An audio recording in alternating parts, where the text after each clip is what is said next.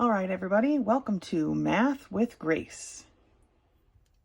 All right, today we're going to be looking at Geometry, Book 1005, Section 2, basically pages 35 through 58. So, like I said, we're getting started on page 33, and the header for this section, or this part of the section, is called Theorems about Similar Triangles, okay? Similar right triangles also give us some special proportions that are practical, okay? The proportion you have been writing thus far have to do with the lengths of the sides of similar triangles. Proportions may also be written that have to do with the lengths of two parts of one segment and the corresponding parts of a second segment. That being said here, right? It says, for example, take segment AB and segment CD, okay? Let X divide AB and Y divide CD. Now, segment AB and segment CD are said to be divided proportionally if, and only if, AX is to XB as CY is to YD.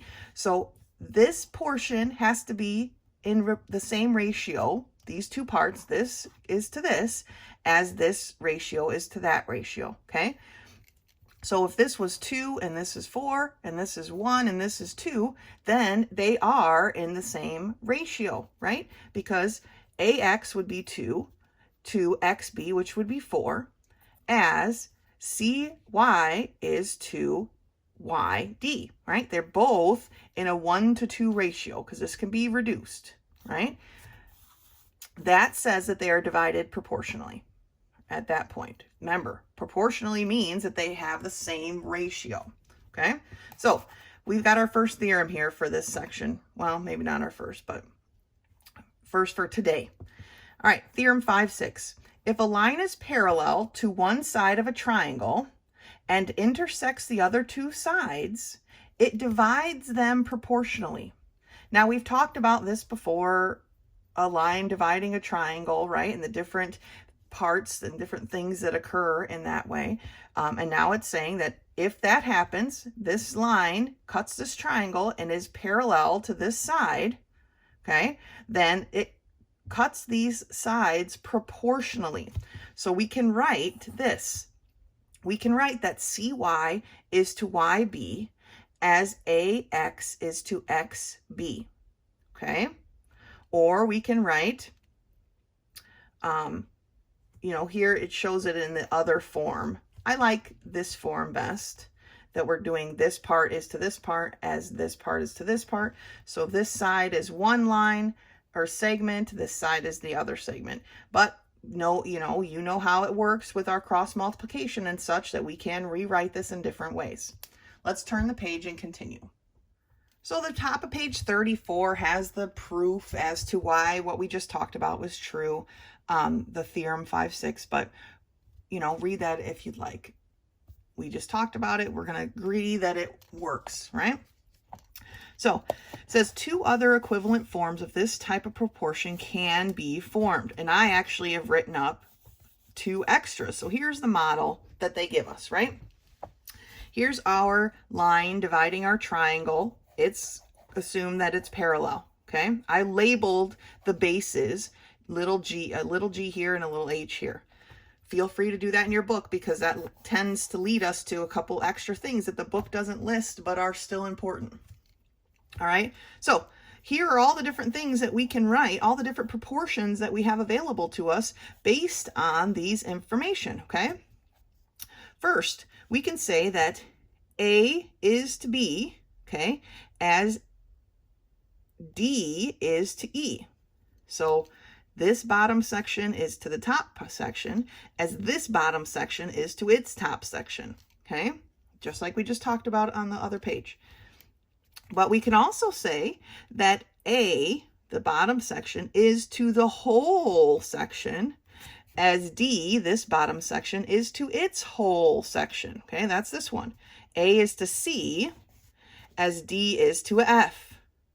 All right.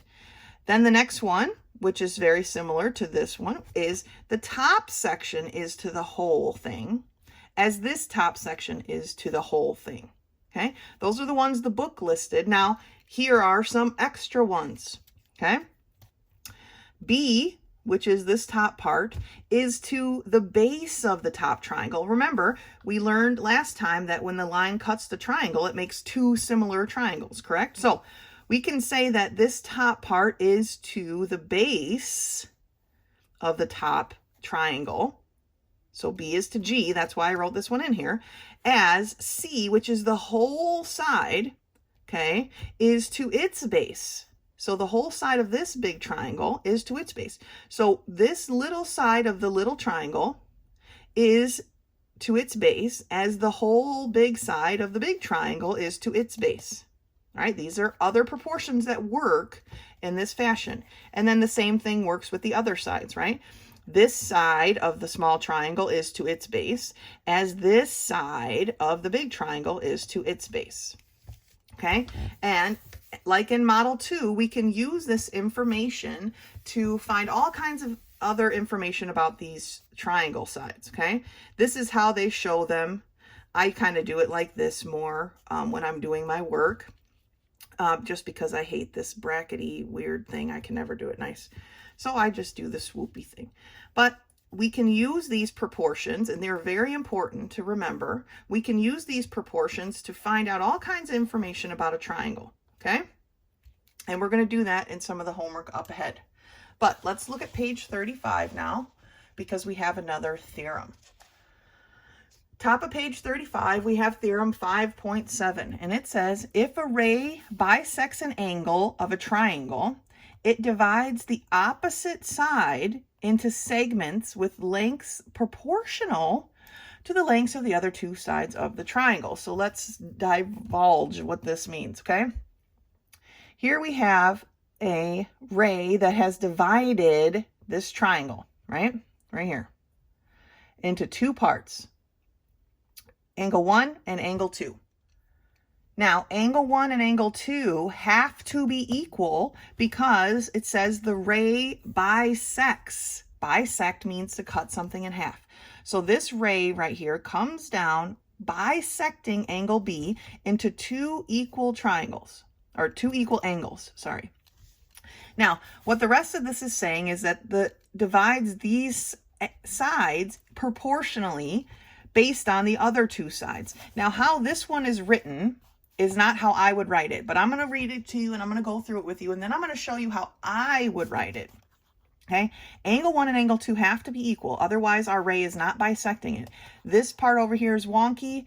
They've only drawn it in to work through this proof. I am not going to work through the proof with you. I'm going to show you what this theorem means, and then we'll go forward with it, okay?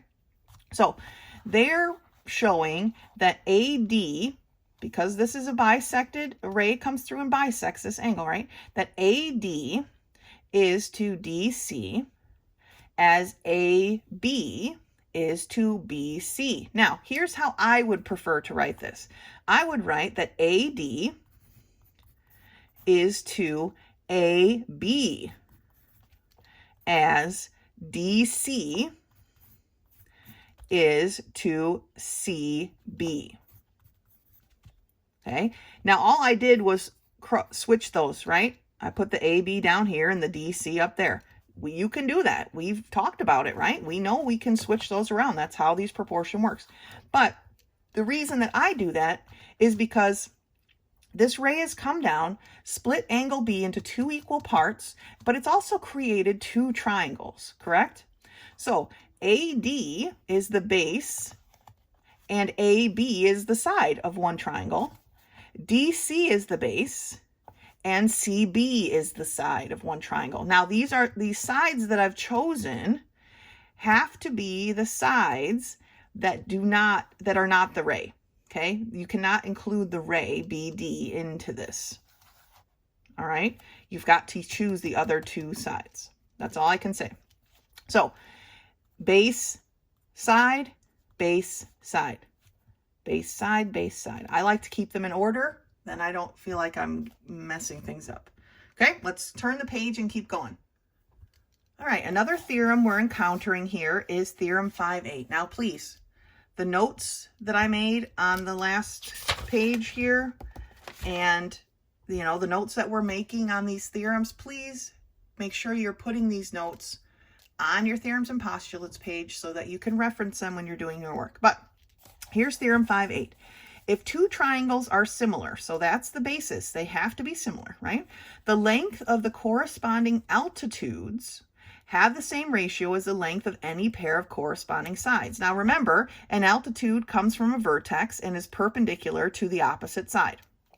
Each triangle has 3 altitudes, right? But that's just information we know. Here's what we're talking about here. These two triangles are similar. Okay, they both have 1 altitude shown coming from a corresponding vertex. Now, if this altitude for the smaller triangle was coming from R, this wouldn't work because that's not a corresponding vertex with B. Those two don't correspond. But B and S do correspond, and that's the altitudes we're talking about. Okay, remember, we got to work with corresponding parts. So what this theorem is saying is that BX is to SY, okay, that's the ratio that's formed here, altitude to altitude, as any length of any pair of corresponding sides. That's why they have so many here. You do not have to use all of them. They're just saying that you could use AB to RS. You could use BC to ST. You could use CA to TR. Okay, you could use any pair of corresponding sides to complete your proportion. BX, which is the altitude, is to SY, which is the altitude, as it is to any 2 pair of corresponding sides. Okay, just remember that we're putting the B triangle on the top, and the S, all the ones at the top are part of this B, ABC triangle, and all the ones on the bottom are RST triangle, okay? That's how we need to make sure we keep our ratios. That's how I like to do it. That way I know that I'm doing things correctly, okay? Okay, that's theorem 5.8. Let's take a look at some of these problems.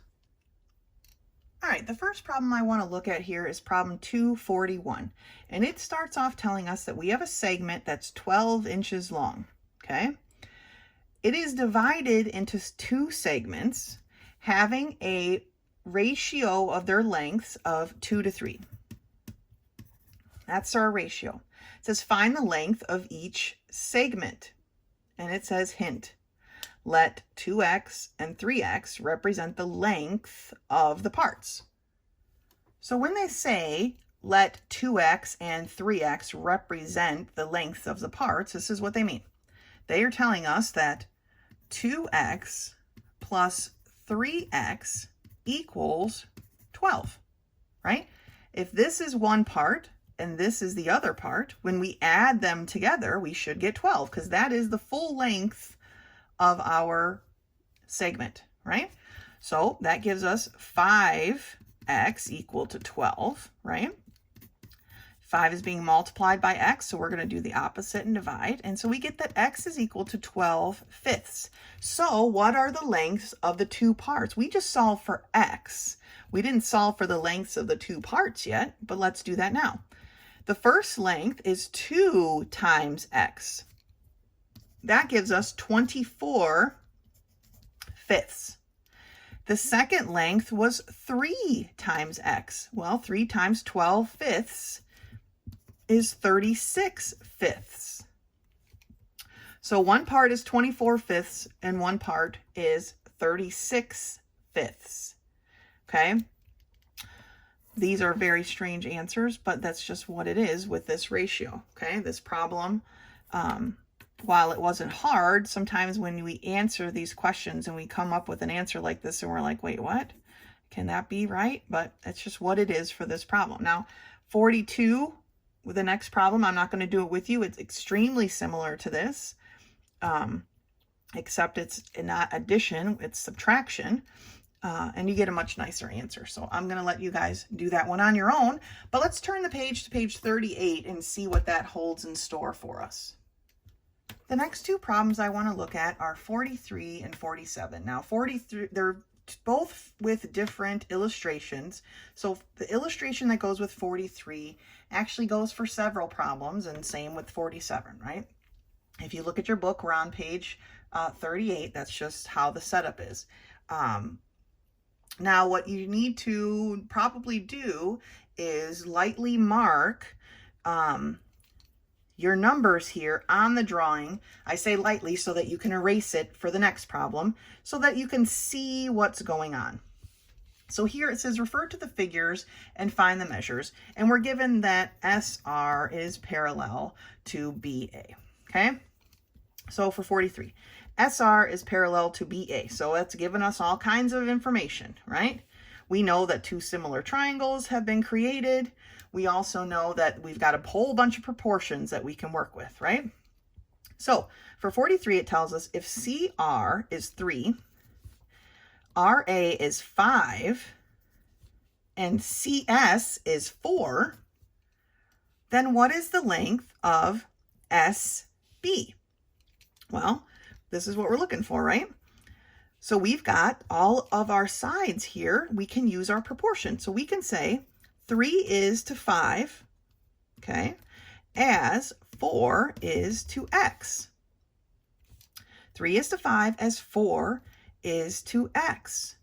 The top parts, the bottom parts, okay? Now we cross multiply and we solve for our answer. So we have 3X is equal to 20. 3 is being multiplied by X. We're going to do the opposite and divide. And that gives us that X is equal to 20/3. Again, not a pretty answer, but the answer is just the same. This section here would be 20/3, okay? So we're starting to use the proportions that we just talked about. Top is to the bottom as top is to the bottom, okay? That's what you're going to do. Not necessarily that exact proportion, but that's, you know, this is the shape you're going to work with to solve the rest of those problems. For 47, we're given this illustration. We're told that angle 1 is equal to angle 2. So we know that these are equal, that a ray bisects angle C into two equal parts. That's what bisecting means, right? And so that opened up a proportion for us to use there, right? So again, for these problems listed here, they give you different sizes and all that stuff. You might want to write them in and then erase them. Most of these problems are not going to be pretty answers. Most of them are going to be pretty messy. But just follow the steps clearly, and as long as your math is correct, you'll be correct, okay? So AC is 3, BC is 5, and AB is 7, okay? So we've got this whole thing here is 7. They want us to solve for AD and for DB. Now, I wanted to do this problem with you because it's a little bit strange, okay? And here's how that is. Here's why that's strange. They gave us the length of the whole base, and we're supposed to be finding the parts, right? Well, we just learned that this part is to this side as this part is to this side, right? But we don't have the parts. But we know that AD is to 3, right? As DB is to 5. Well, what is the relationship between AD and DB? Here I'm solving for AD, so that's the one that I want to use. Well, I know that DB is 7 minus AD, right? If you had a piece of string and it was 7 units long, and you cut off this piece, right? It would be 7 minus whatever that piece was, right?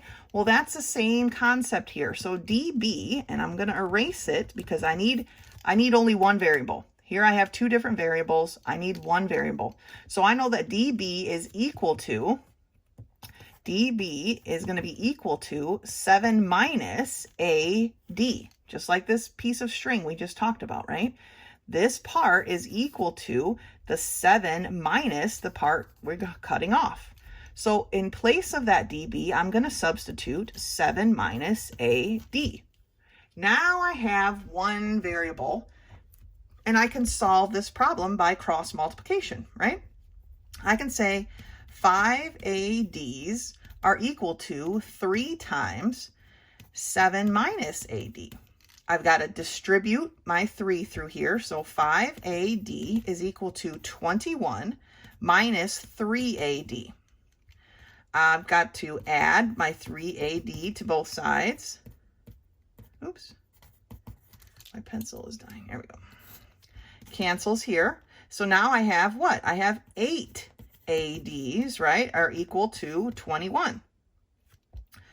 Dividing by 8, we find that AD is equal to 21 eighths, okay?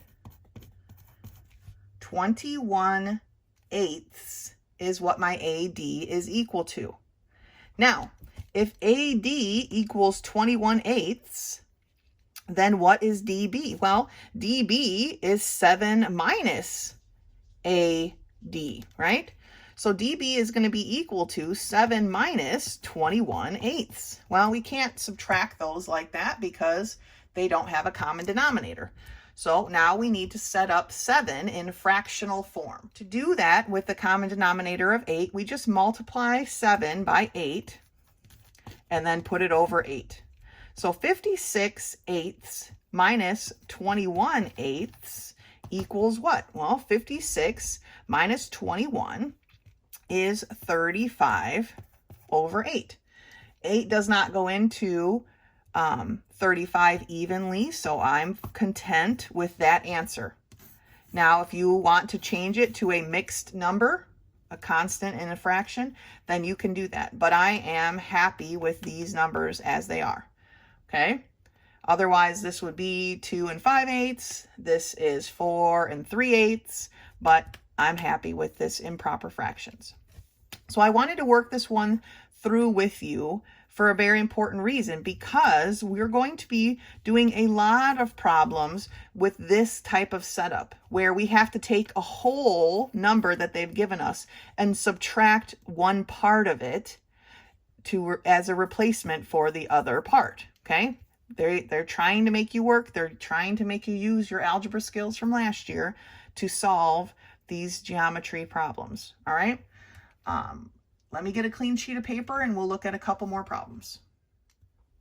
All right, so I want to work with these two problems because the rest of the problems in this section, other than the proofs, are similar to these. Now, if you go back to look at page 34, we're on page 38 right now, you'll see the different ratios, the different proportions that we've talked about to solve all these problems, okay? So for 251 and 252, they want us to solve for x and y. Here, I'm going to start on 251. Here's our base, right?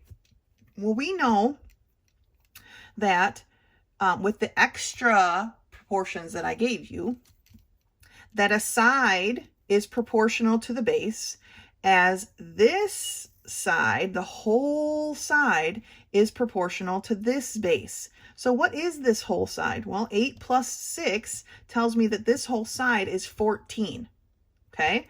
So we can say that 6 is to y as 14 is to 21, okay? The whole side is to the base. I've got this whole side of a small triangle is to its base, as this whole side of the bigger triangle is to its base, all right? Now we cross multiply. 14y is going to equal 6 times 21, which is 126, okay? 14 is being multiplied by y. We're going to do the opposite and divide. And we find that y is equal to 9, okay? Great job. Step 1 complete. Now, we also see here that we have an edge, right? We have a section of this side that we need to find. That's our x. Well, we've got a top and a bottom here and a top, and we're missing a bottom here, but that's the proportion we're going to use because we know that 6 is to 8, top is to bottom, as 9 is to x, top is to bottom, okay? And again, we cross multiply. 6x is going to be equal to 72. 6 is being multiplied by x. We're going to do the opposite and divide so that x is equal to 12. Okay, so our x equals 12, our y equals 9 for this triangle. Okay, we're using our proportions, all the different proportions we talked about on page 34. So let's look at number 52. Here we have, again, a triangle cut by a line where, yep, the lines are parallel. The directions just reminded me of that. And we have, again, a section of a side and a base. Very much the same problem we just did, right? It's just our numbers are different. So we know that this side of the triangle, small triangle, is proportional to its base, as this side of this triangle is proportional to its base. So what is the length of this side? Well, we've got 10 and a 15, so the length is 25. Remember, we just add them together. They're stacked on top of each other. Like if you're stacking Legos, here you got a 15 Lego, here's a 10, you stacked them up, you got 25 altogether, okay? So we know that my 10 is to y, the side of the small triangle is to the base of the small triangle, as 25 is to 20. The side of the large triangle is to the base of its large triangle. Again, cross multiplying. 25y is going to be equal to 200. 25 is being multiplied by y, so we're going to do the opposite and divide. I like to divide by 25 when we have hundreds, right? Because it's like a quarter. How many quarters are in $2, right? We know there are 8. So y is 8 in this case. And then the setup for this x is exactly the same as we set up here, right? It's a base, it's a bottom section. We've got a top section and a bottom section, a top section and a bottom section.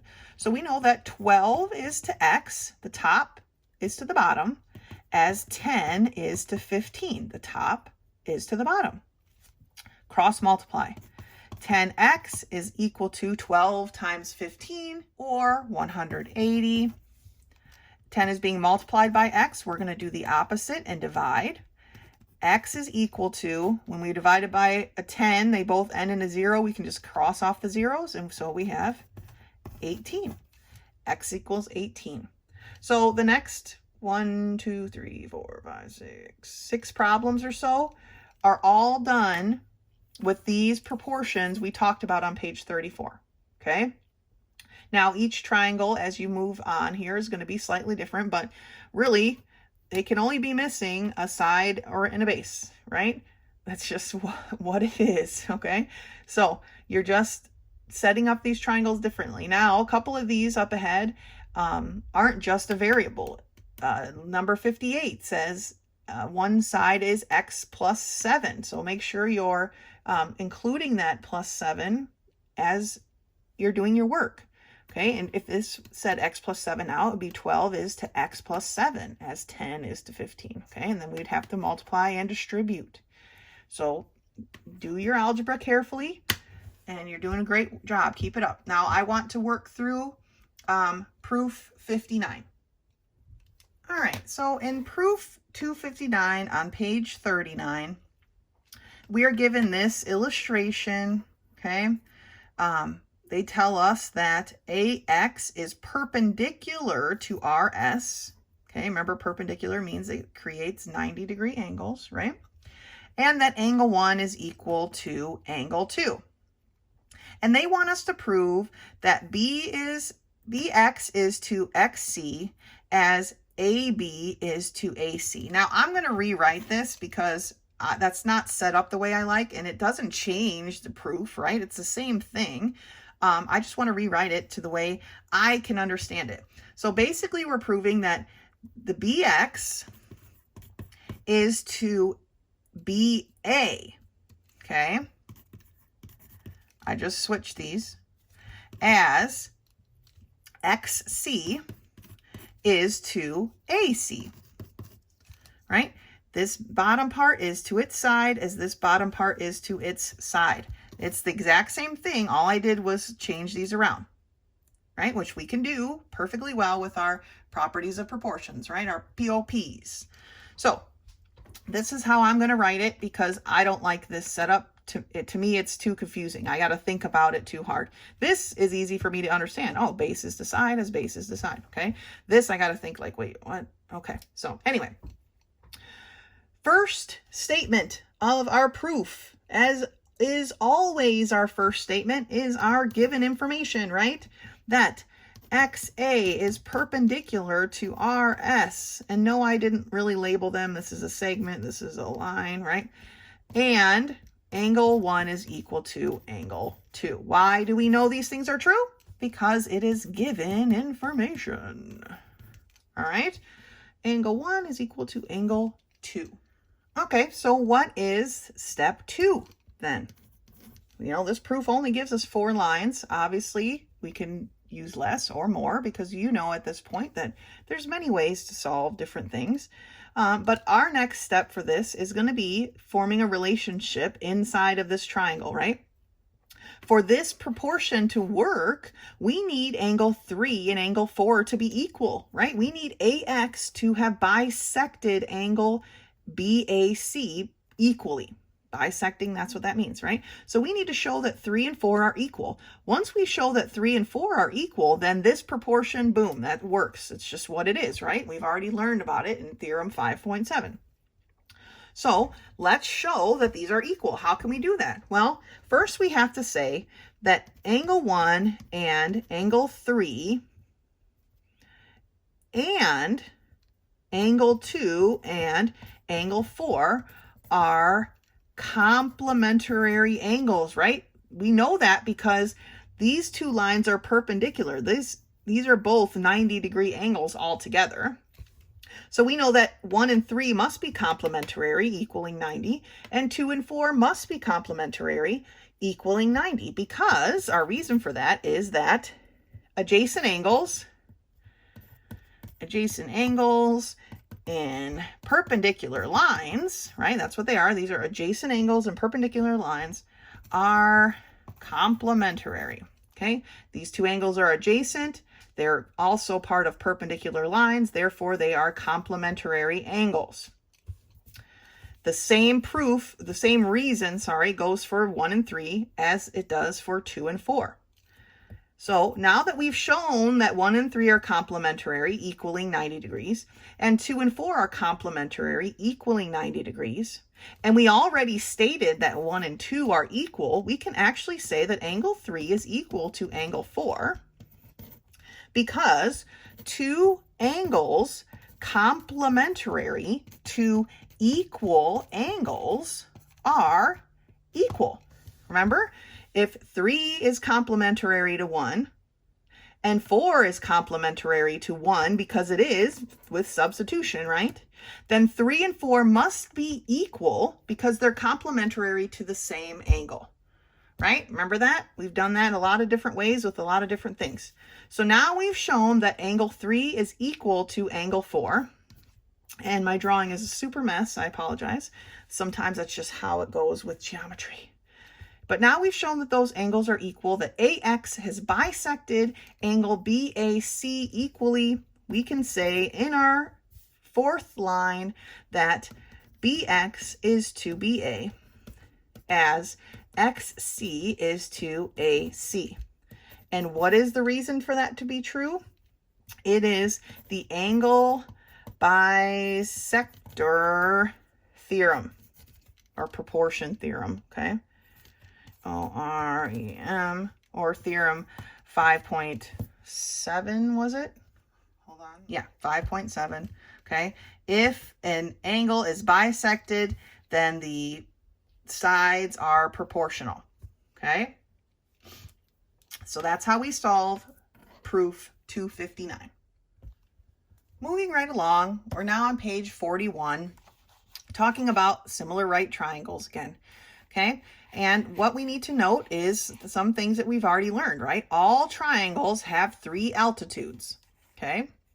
Remember, an altitude of a triangle is a perpendicular line from a vertex to its opposite side. So here's a vertex, we could go to its opposite side. Here's a vertex, we could go to its opposite side. It's actually right there. And so altitudes, 3 altitudes in a triangle. Okay, the altitude to the hypotenuse leads us to some of the interesting proportions we'll cover next. So what they're saying is that AB, this is a right triangle. ABC, you see it here? This is a right triangle. Here's its rightness, right? So we know that for this biggest triangle, the hypotenuse has to be AB because that's opposite this 90-degree angle, which is the largest angle in the triangle. So if we make an altitude to that hypotenuse from where the right angle is to its opposite side, or the hypotenuse, we make an altitude, which again is a perpendicular line, which now we've created 2 other right triangles, right? We've got triangle CDB, which is a right triangle. And we also have triangle CDA, which is a right triangle. Okay, so that's the interesting proportions that we're about to cover. All right, and before we get to that, we need to talk about geometric means. So for any positive real number, blah, blah, blah, if A is to X as X is to B, then X is called the geometric mean between A and B. See how X is used 2 different times? That's because it's part of this messy 3 set of triangles, right? But it's like a hypotenuse, it's a leg of one triangle, but it's also a hypotenuse of another, or something of that nature. Okay, so when we cross multiply it, we get x squared equals a times b, and then we have to take the square root, and that becomes our answer. So it says when we have a proportion and both means proportions are occupied with the same number, x, that number is the geometric mean between the other 2 numbers. So looking at the models here, let me move my page. Okay, it says model 1, find the geometric mean between between 4 and 9. So to set up a geometric mean, they set it up like this. 4 is to x, we don't know, as x, which we don't know, is to 9. Okay, that's how we set up this geometric mean. Then we cross multiply and solve. So the geometric mean between 4 and 9 is 6. Okay, now here it says 5 is the geometric mean between 8 and what other number? Well, instead of an x this time, here doubling up, we've got a 5 because they've given us the geometric mean. So 8 is to 5 as 5 is to our now x, this number we're looking for, and then we cross multiply. 8x equals 25, and then it's going to solve for this messy number, right? So we're going to be using a lot of geometric means here in the future, so make sure you go over this and understand how it works. Let's turn the page. Now, looking at page 42 is something interesting, kind of confusing, but it's called the projection of a point. Okay? Basically, what it's saying is, if you have a line, this line L, and you've got some random point, okay, point P, and you made an imaginary perpendicular line through, where would it land on line L? Well, it lands at point X, right? Here's our perpendicular bit. Basically, make it think of if you were shining a flashlight, like if you had a beam of a flashlight just directly here, where would the shadow fall of point P on line L? Making sure it's perpendicular, right? So then they show it from a side, and then they show it just here on actually on the line. Now, the projection of a segment on a line is the same basic thing, right? Here's a segment floating above this line L. If we shone a flashlight on it, where would it fall, right? Here's this part that would come down and it would fall right here, okay? Its shadow would come straight down. Same for here, right? We're shining a shadow, we're shining a flashlight on it, so where would its shadow fall on line L? Well, it would come down and it would fall. It would be this length here, x, y, okay? Same here, same here. Now, this is the important part. The projection can be equal to in this case, right, XY is equal to AB, and it can be less than. In this case, because AB is on an angle itself, XY is actually smaller than AB. That can be true. They can be equal or they can be smaller, but it cannot be longer. XY can never be longer than the projected AB. Okay, because we're talking about perpendicular lines here. If it was a shadow and we shine it sideways, you know, like you're walking down the sidewalk and your shadow's 40 feet long, but that's not perpendicular. That's not what we're talking about. You got to imagine it coming straight down, perpendicularly down. So it can be exactly the same length or it can be shorter, but it can never, ever be longer. Okay, that's not what we're talking about here. And here are the definitions. These definitions are kind of wordy and hard to understand. So hopefully I explained it well enough. If you need me to explain it better to you, please let me know. Projections are kind of weird, and so I don't want it to hold us up when doing our work, okay? But for now, let's move on. Like I said, let me know if you need a better explanation of projections. But let's look at Theorem 5.9. Theorem 5.9 tells us that if the altitude to the hypotenuse, so CD is the altitude to the hypotenuse, okay, of a right triangle is drawn, the two triangles formed, this one here and this one here, are similar to each other and similar to our original triangle. So now we have three similar triangles all together. So ABC is a right triangle, okay? CD is the altitude to the hypotenuse. We started in the right angle portion and went to the hypotenuse, right? So we've created three similar triangles. We have ABC, right? We have ADC, or actually we should say these in the corresponding parts. So ABC, so we're ended on the right triangle. Then we have ACD, okay, and we have CBD, all right? Those are all corresponding parts, and so they are all similar triangles. And if it helps to, you know, cut them out of paper, which we do here quite a bit, and I probably will here in the next few minutes, and move them around so that you can see how they all line up like little right triangle soldiers here. It's going to look, you know, something like this. Right? And so they can be made bigger or shrunk to fit exactly over each other. That's what makes them similar. So that's what this theorem's telling us, okay? If we draw that altitude to the hypotenuse of our large triangle, we actually create three similar right triangles. All right, let's go on to page 43. The test here is in between where we are now and where we need to be, which is why I have my page covered up. But let's go ahead and turn to page 43 now.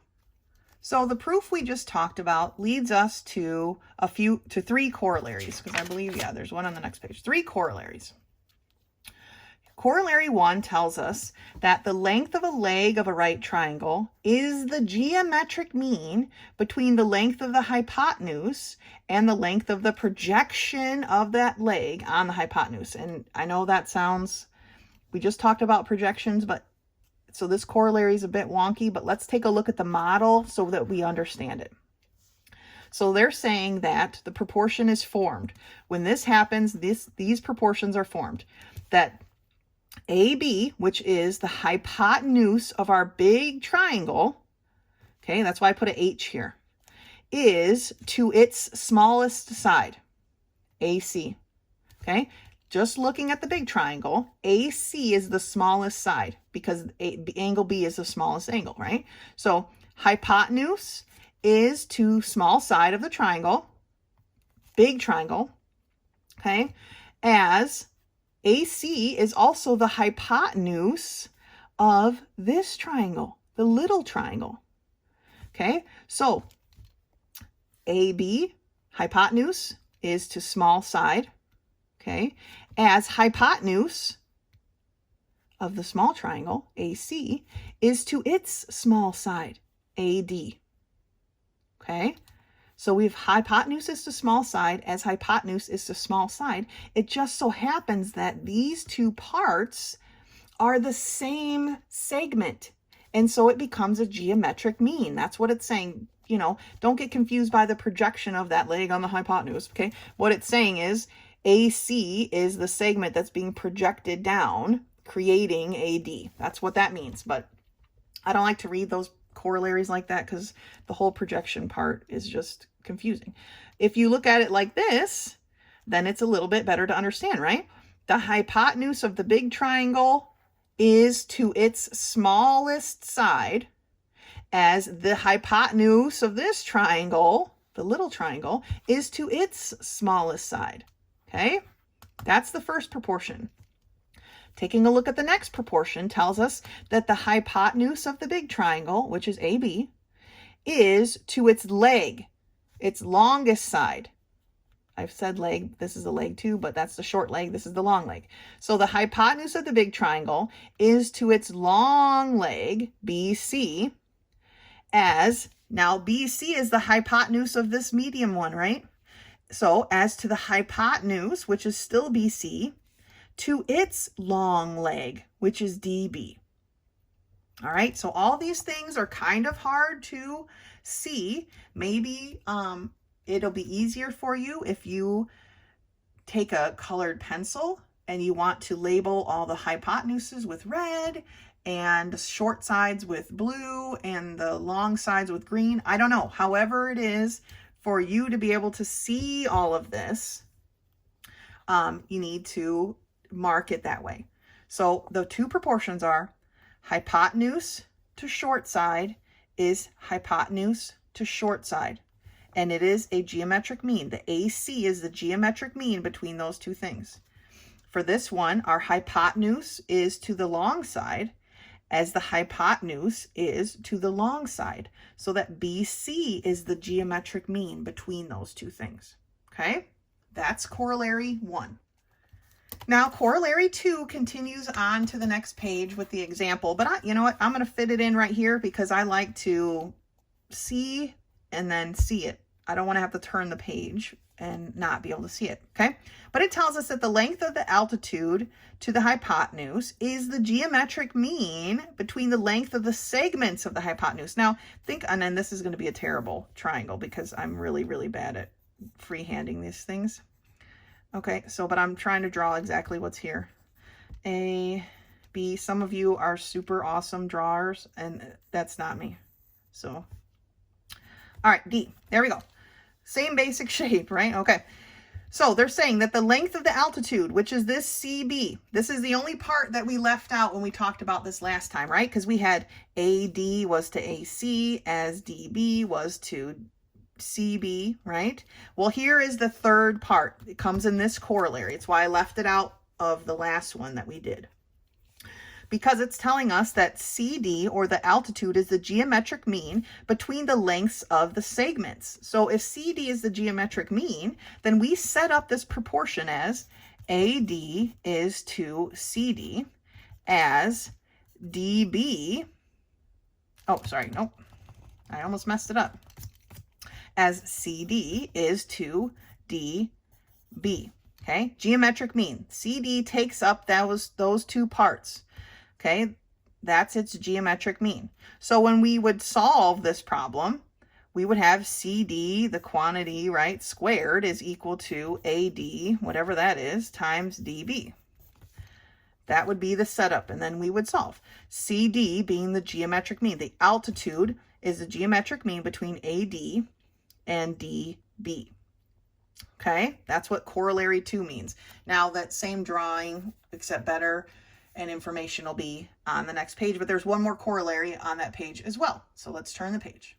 So see, you can see they've got the drawing here at the top and the information right there. But let's look at corollary 3. Corollary 3 tells us that in a right triangle, the product of the hypotenuse and the altitude to the hypotenuse is equal to the product of the lengths of the legs. Okay, this is interesting. That is telling us that the product, that means multiplication, of the hypotenuse, which is AB, times CD is going to be equal to the product, multiplication, of AC and BC. Okay, the altitude times the hypotenuse is equal to the leg times the leg. Okay, altitude times the hypotenuse is equal to the short leg times the long leg. Okay, that's what they're saying here. Altitude times hypotenuse is equal to short leg times long leg. That's it for corollary 3. Right? That's how that's set up. Now, this figure here shows all of the 3 corollaries that we just talked about. And I wrote very important next to it. And this would be a great thing for you to draw and write onto your theorems and postulates page if it's not already there, which it could be, since these are corollaries. But double check it and make sure. So figure 3 represents them all. Let's review them, right? Corollary 1 tells us that X is to A, okay, as A here is to C. Now they've written it in a little bit different way, but short leg is to hypotenuse, right, as the short leg is to hypotenuse. They wrote it opposite here as they did on the other page. Okay, but that's what it's saying. This corollary 1, remember, is the hypotenuse is to the short leg as hypotenuse is to the short leg. Right? That's what corollary 1 is. Corollary 2 is this one up here that we just talked about, where X is to H as H is to Y. Now, remember how that works is X is the short leg of the small triangle, right? And so H is its long leg. H is the short leg of this medium triangle, and Y is its long leg. So for this corollary, it's short is to long as short is to long. Right? We're just talking about 2 different triangles. It just so happens that the long leg of one triangle is the short leg of the other. Just like the short side of this triangle was the hypotenuse of the other. All right? And then the final one is that altitude times the hypotenuse is equal to leg times leg. All right, so that is the summation of our corollaries. Let's take a look at some of these homework problems. All right, the first problem that I'd like to do is problem 62.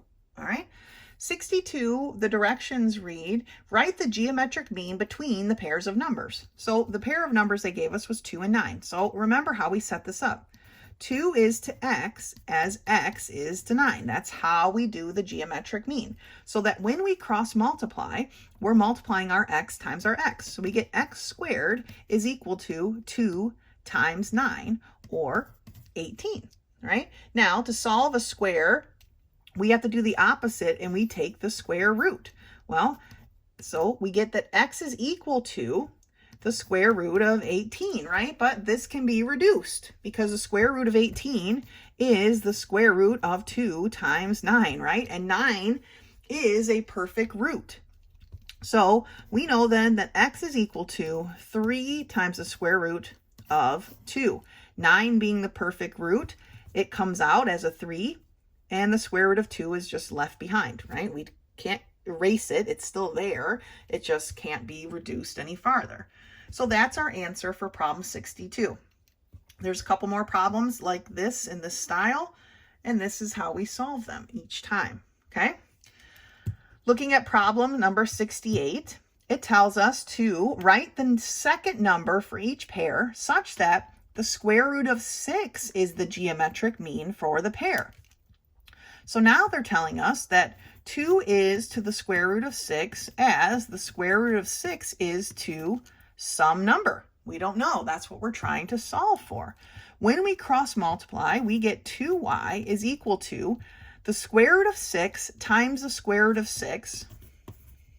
Okay, square root of 6 times the square root of 6. If we remember from algebra, that would be the square root of 36, right? Or 6. When you multiply 2 square roots, equal square roots by each other, it's just what's under there that comes out. So 2y is equal to 6. 2 is being multiplied by y. We're going to do the opposite and divide.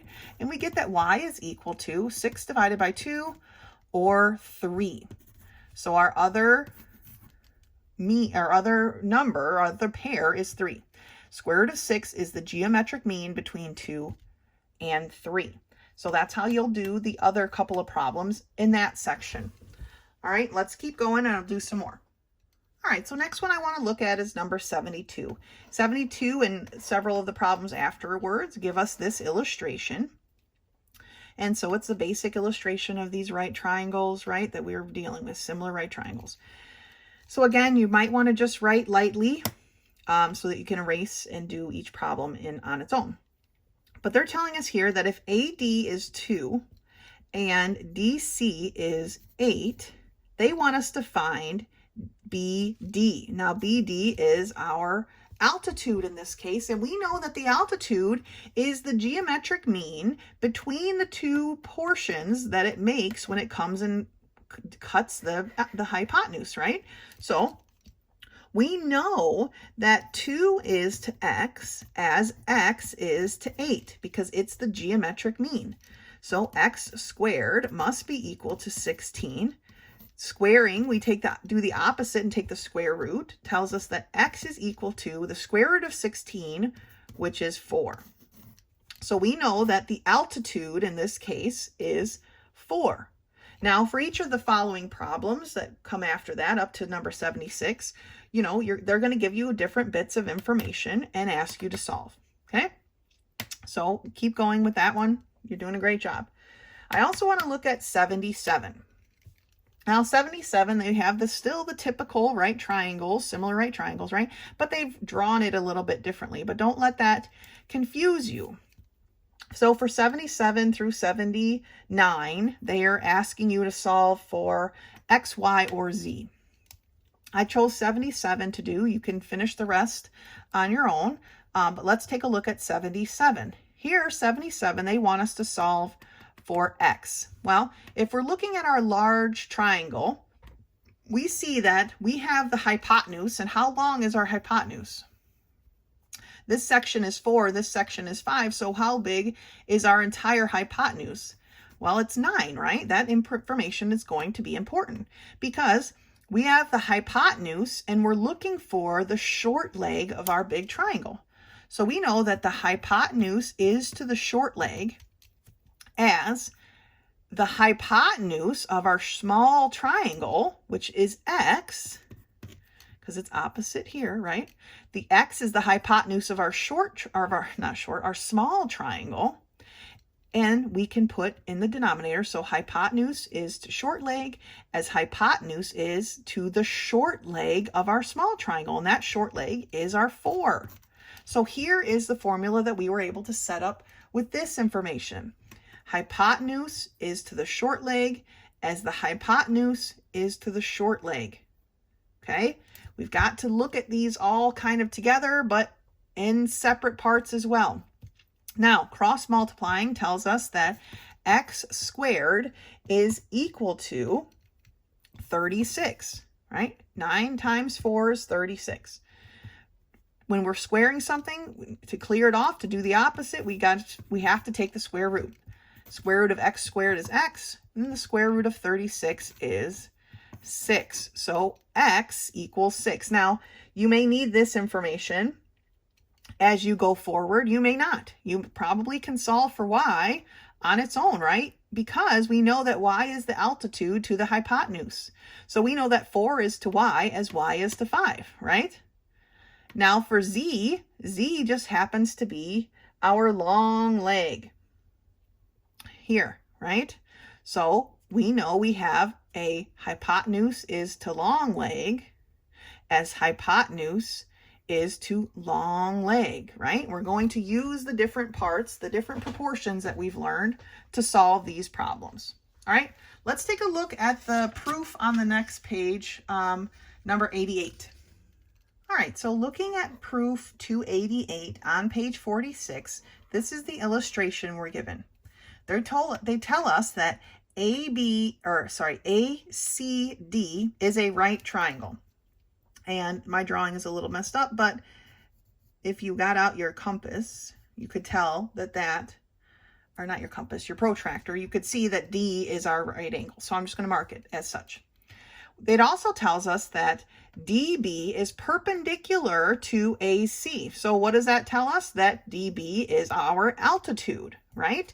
The line perpendicular from our right angle to the hypotenuse of the big triangle is the altitude. It also tells us that DB equals N. So I'm just going to put a little N right here. We don't know how big it is, but it's N units long, okay? They want us to prove that AB times BC equals N squared. That looks like some cross-multiplied proportions here. So let's get started. Step 1, triangle ACD is a right triangle. DB is perpendicular to AC, and DB equals N. Why do we know these things are true? Because they are given information, okay? Number 2. Now, they've given us this information. They've given us a right triangle. They've given us an altitude to the hypotenuse, right? So let's state the proportion that creates. We know when we have an altitude to the hypotenuse that AB is to DB as DB is to BC, right? That's the proportion that we've learned with the altitude being the geometric mean. So that's our reason, okay? Altitude to the hypotenuse is the geometric mean. The geo mean, all right? Altitude to the hypotenuse is the geometric mean. This is the proportion that is created by that. So next step we're going to say, step 3, is I'm going to rewrite this with our N because that's what they want here. We know that DB equals N, so we can say that AB is to N as N is to BC. And why can we switch those out? Because of substitution, right? They're equal terms. They can be substituted for each other. So then that leads us to step 4, that AB times BC is equal to N squared. And this is one of our POPs. This is the cross product property.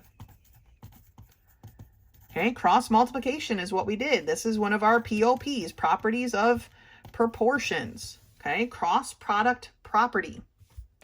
And so that's how we've gotten to prove this proof, okay, this statement. So we started off with our right triangles and our altitudes. We listed the proportion that we know is true when we have an altitude to hypotenuse, okay, that the altitude is the geometric mean. Then we were able to substitute because they gave us the fact that our altitude also equaled some imaginary n, right? And then we cross multiplied. Great job.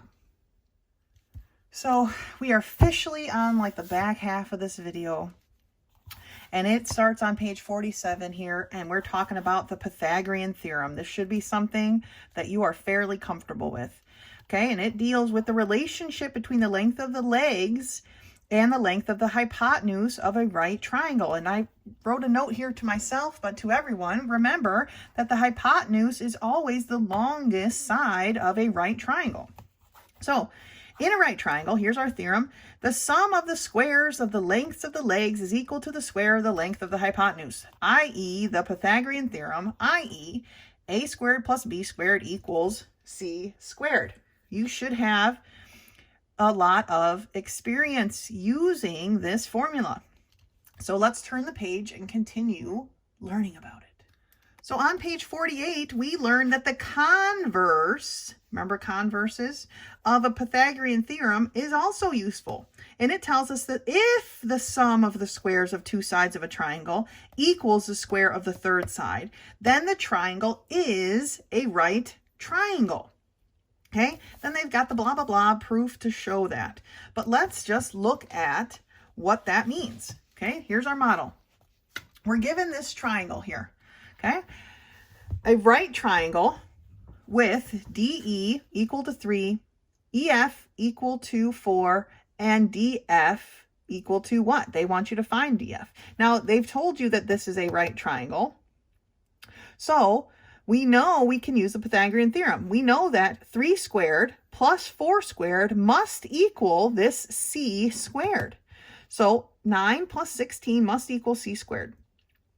9 plus 16 is 25 equals c squared. We take the square root and we find that our c equals 5. Okay, that was theorem 10. Theorem 11 here, 511, is on the bottom of page 49.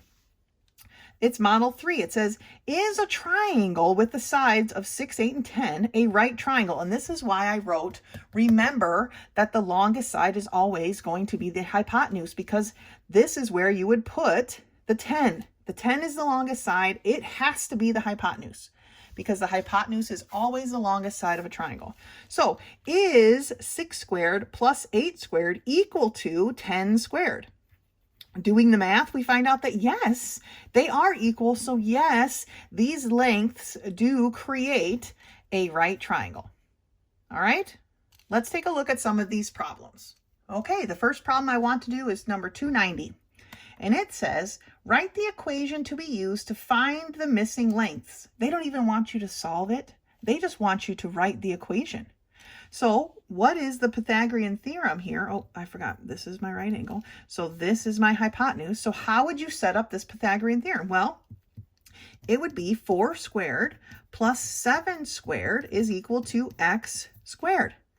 That's it. That's all they want you to write for these first couple problems. What is the equation to solve for the missing length? Now we'll get to solving for it soon enough, trust me, but right now they just want you to tell them what is the equation.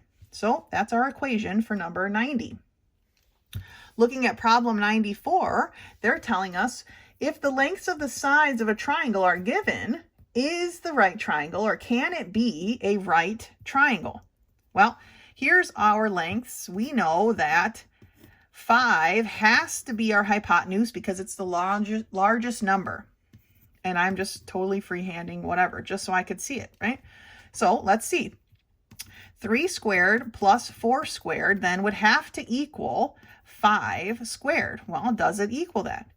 9 plus 16, does it equal 25? Well, 9 plus 16 is 25.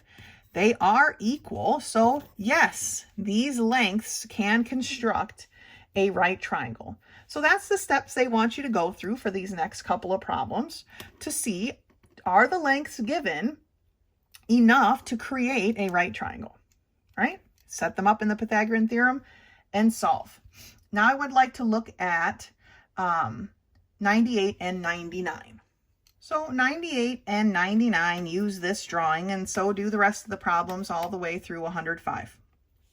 Okay, they all use the same drawing, and I really hate this drawing because they use the same variables but lowercase, like there aren't any other letters in the alphabet we could choose from. Okay, but that's just, I guess that's beside the point. So here's our illustration, C being our hypotenuse, little c, not big C, being our hypotenuse. Okay, they want us to, for the right triangle, the lengths of 2 sides are given, and they want you to find the third side. So here we have A being 5 and B being 12, and they want us to find the hypotenuse. So we know that 5 squared plus 12 squared must equal c squared, right? Side squared plus, or leg squared plus leg squared must equal the hypotenuse squared. So 25 plus 144 must equal c squared, right? Adding them together, we get 169 equals c squared. Because this is squared, we do the opposite and takes the square root, and that tells us that little c is equal to the square root of 169. If you're not sure what that is, plug it in your calculator, but you might know that it's 13. So in this case, our c, or our hypotenuse, is 13. Okay, looking at 99, they give us that A is 4 and B is 4. So what is C? Well, the same setup applies, right? 4 squared plus 4 squared must equal C squared. So we've got 16 plus 16 equals C squared. 32 equals c squared. Now to get the c by itself, we have to do the opposite of squaring and take the square root. Now 32 is not a perfect root, right? But 32 is, the square root of 32 is the same as the square root of 16 times 2, right? 16 times 2 gives us 32. 16 is a perfect root, and that root is 4, so we can pull that out. But we don't want to forget the square root of 2 that is left behind. So our c in this case is 4 times the square root of 2. Okay, make sure you properly reduce your square roots.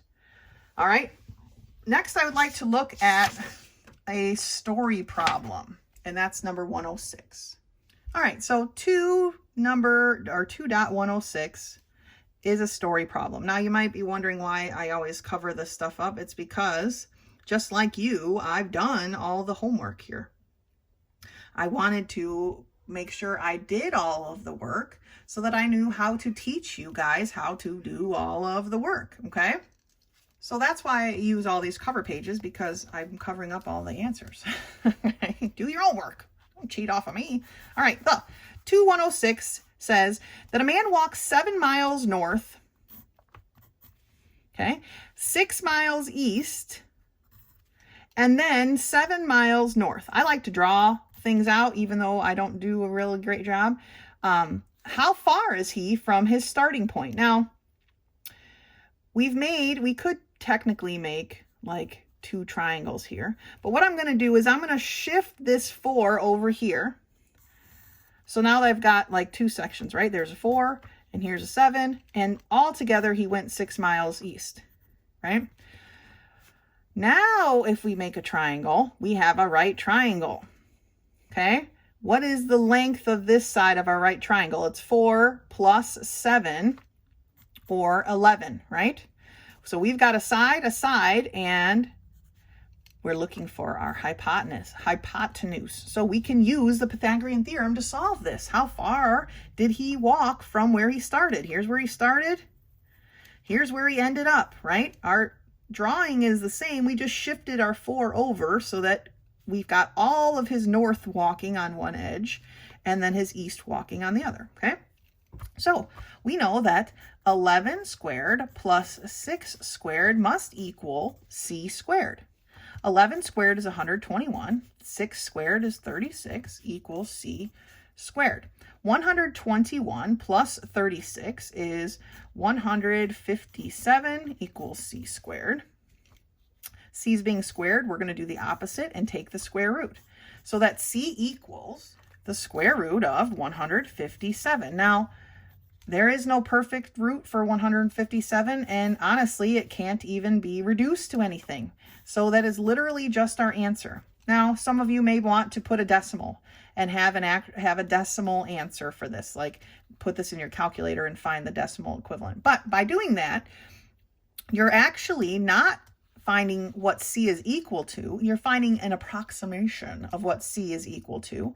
And for an exact answer, this is what it is. Okay, so there might be some of you out there who like decimals, who don't want to work with radicals, or just put in your calculator and put in a decimal answer. But once you do that, now you're talking about approximations. The square root of 157 is the exact answer of how far he is away from where he started.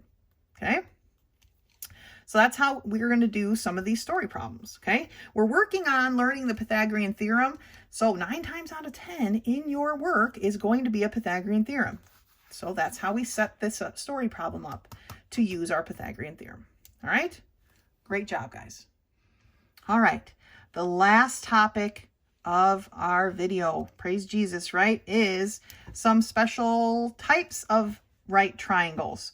And the first one we're going to talk about is the 30, 60, 90 triangle. And what that means is that the angles of the triangle, that one is 30, one is 60, and then of course, because it's a right triangle, one is 90. When we have what's called a 30, 60, 90 triangle, it has some special properties, okay? So theorem 512 tells us that in a 30, 60, 90 triangle, meaning that we have got a 30-degree angle, a 60-degree angle, and then our right 90-degree angle, the hypotenuse is twice the short leg. Okay, so the hypotenuse equals 2 times the short leg, and the long leg is equal to the short leg times the square root of 3. So what we're learning here is that the hypotenuse is equal to 2 times the short leg, and the long leg is equal to the short leg times the square root of 3. Boom. All of this proofy stuff, read it if you want. This is what theorem 512 is saying, that the hypotenuse is equal to 2 times the short leg, and that the long leg is equal to the short leg times the square root of 3. Okay, going on to page 53, we can see that the relationship can be remembered in a couple of different ways. The short side is the side opposite the 30-degree angle. The long side is the side opposite the 60-degree angle. And of course, the hypotenuse is opposite the right angle. Here are the things we just talked about. Hypotenuse is 2 times the short leg, theorem 512. The long leg is the short leg times the square root of 3, theorem 512. But then they took each one and they mixed it around. If the hypotenuse is equal to 2 times the short leg, if you divide by 2 on both sides, you'll know that the short leg is equal to 1/2 of the hypotenuse, right? Well, the same thing goes here. If the long leg is equal to the short leg times the square root of 3, and we divide by the square root of 3, we know then that the short leg is the long leg divided by the square root of 3. Now, what you need to remember, maybe from algebra, maybe you haven't done this in a really long time, is that we cannot have a radical in the denominator. Okay? So here, they say that AX, which is our short leg, is the long leg, which they've given as 6, divided by the square root of 3. Here it is in a fractional form. We cannot have a square root of 3 in our denominator. So to get rid of that square root of 3, we have to multiply this equation by the square root of 3 over the square root of 3, which is basically multiplying it by 1, right? But we do not want to reduce here, because then we'd still have 6 over the square root of 3, right? We'd be back where we started. So we actually want to multiply across. So that gives us 6 times the square root of 3 over the square root of 3 times the square root of 3. And what did we talk about earlier in this video? When you multiply 2 equal square roots, it just becomes this, the 3. So that's how they got to this. So now we've got 6 square roots of times the square root of 3, or 6 square roots of 3 over 3. And then we can reduce that to 2 times the square root of 3. Okay, so that would be our answer for that problem. So that's the biggest note I need to make when we're solving these. And it says memorize. I don't normally tell you to memorize things, but this is important and you need to know these. So if they're not listed on your postulates and theorems page, please write them in. Please do your best to memorize them.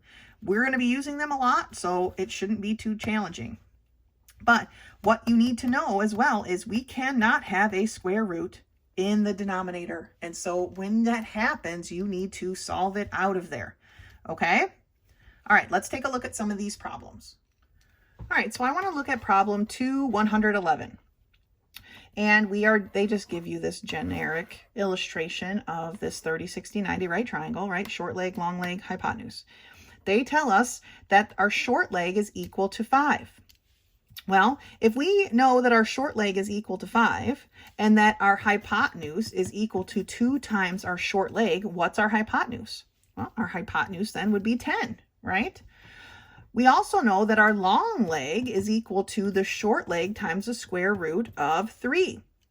So what is our long leg? Well, our long leg is 5 times the square root of 3. So that's how we're going to use those formulas we just learned to solve. Now, that's the only one that I want to go through in that first section. You're going to use this generic drawing for problems all the way to 116. But I want to look at 117 next. Now, 117 through 122 have a lot of parts, right? And they give us this triangle illustration that we've come quite familiar with in this video, right? We've got our right triangle. It's split into two parts by an altitude to the hypotenuse, and therefore we have three similar right triangles. Now they've labeled this as a 30, 60, 90 triangle, the large one, right? But because they've labeled the large one as a 30, 60, 90, we know that all of them are 30, 60, 90s, not just because we know that they're similar triangles, but if we look at just this medium one, if this is a 90-degree angle and this is a 30-degree angle, this part up here has to be 60 degrees. And if we look at the small one, and this is a 90-degree angle and this is a 60-degree angle, this has to be 30 degrees, okay? It's just what it is. It's just the math of it, because the angles of a triangle have to equal 180. It's just the math. So now they've given us AB for this, which is our hypotenuse of our big triangle, right? And then they've asked for all these different parts. Now, do not feel that you need to solve these in the order listed, because that's not always going to be the easiest way. I am going to solve them by triangle, okay? They've given me the hypotenuse of the big triangle as being 8, okay? This big space right here is 8. That's what they've given me. With that information, I can solve for the small side of the triangle pretty easily, right? Because the short leg is equal to 1/2 the hypotenuse, right? So that's my CB, which is, oh, right here, BC. It's the second one. They just wrote it in a different order than I was looking for.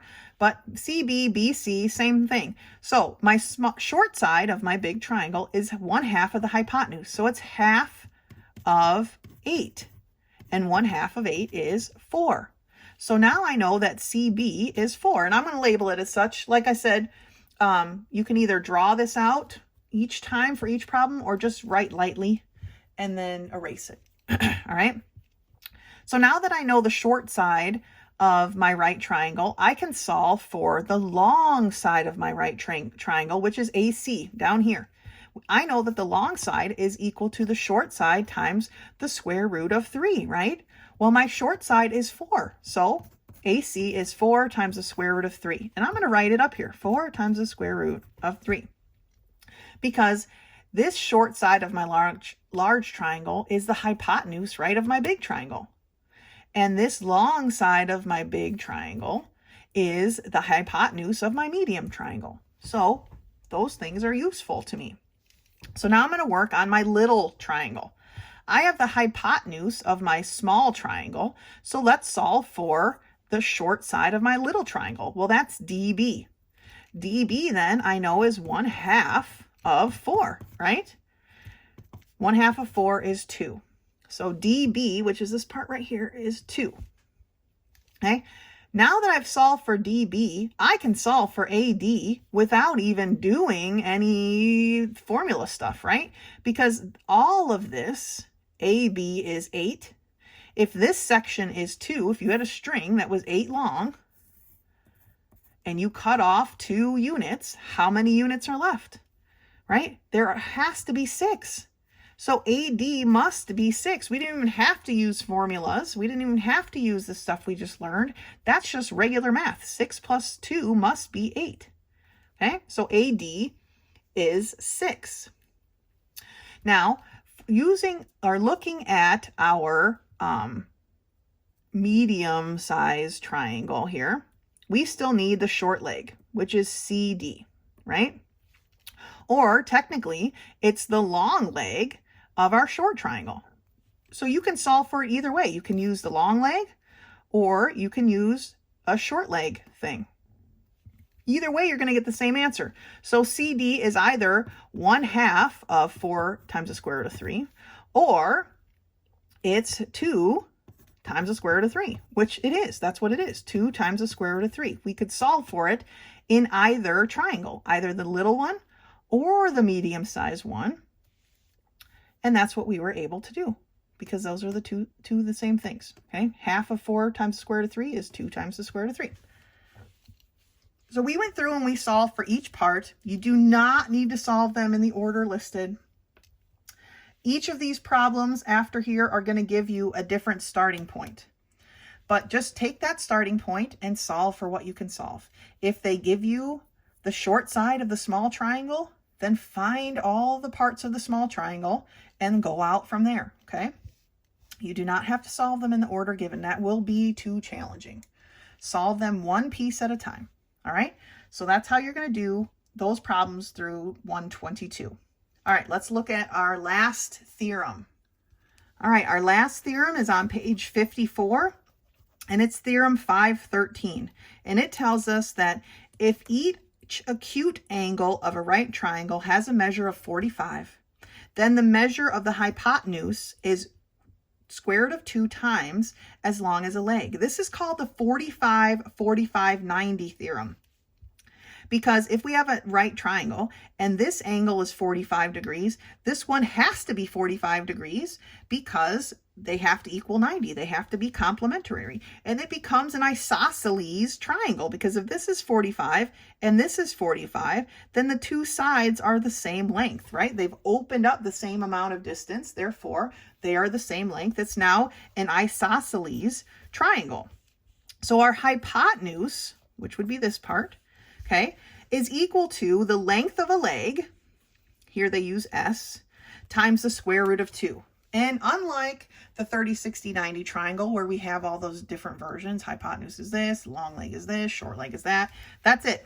That's all we got for this one. 45, 45, 90 has one formula, and that is that the hypotenuse is equal to the length times the square root of 2.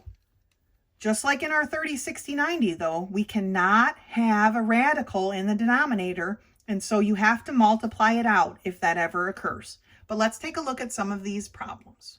All right, so problem 123, section 2, 123, and 124, it says, find the hypotenuse of each isosceles right triangle when the legs are of the given measure. So remember that my hypotenuse is equal to the leg times the square root of 2. So if my leg is 6 inches, then my hypotenuse is 6 times the square root of 2. Okay? If my leg is 3 times the square root of 2, then my hypotenuse is equal to 3 times the square root of 2 times the square root of 2. Now, what did we talk about earlier when we had multiplying two equal radicals? That number that's on the inside, the radicand, comes out, right? So now we have 3 times 2, or 6. So my hypotenuse in this case would be 6, okay? I want to look at one more problem, and we're done, son. And that's 2.129, 129. And it says 8 centimeters. And it says, find the leg of each isosceles right triangle when the hypotenuse is of the given measure. So now it's saying that 8 is equal to L times the square root of 2, right? I just substituted in my hypotenuse here. I've got to get L by itself, so I'm going to be dividing by the square root of 2. Okay, L is equal to 8 divided by the square root of 2, but we cannot leave that square root of 2 in the denominator. So we have to multiply the whole thing by 1, or the square root of 2 over the square root of 2. Okay, so we have 8 times the square root of 2 over the square root of 2 times the square root of 2. When we multiply exact square roots, the radicand comes out. So the length is 8 times the square root of 2 over 2. Now we can reduce this, right? 2 goes into 2 one time, 2 goes into 8 4 times. So we're left with 4 times the square root of 2 equals the length. Okay, so when our hypotenuse is 8 centimeters, our leg is 4 times the square root of 2 centimeters. All right, now we could change this formula. Right, here's the formula that we use for our 45, 45, 90s. If we divide this formula by the square root of 2, right, then we multiply by the square root of 2 over the square root of 2 because we can't have that down there, right? We get the hypotenuse times the square root of 2 over 2. Okay, so basically the leg is equal to 1/2 of the hypotenuse times the square root of 2. This is the opposite, exact same formula as this, except we just solved for a different variable. Here we solve for the hypotenuse, and here we solve for the leg. You can feel free to write this down because it might be helpful when these types of problems. If you have a hypotenuse of 8, what is the leg? Well, you could put it into this formula instead of this one if it's easier for you, okay? So that's all we have for today. Whew. Wipe the sweat from our brows, right? If questions come up, you guys know how to contact me. You can meet me in my office hours. Otherwise, until next time.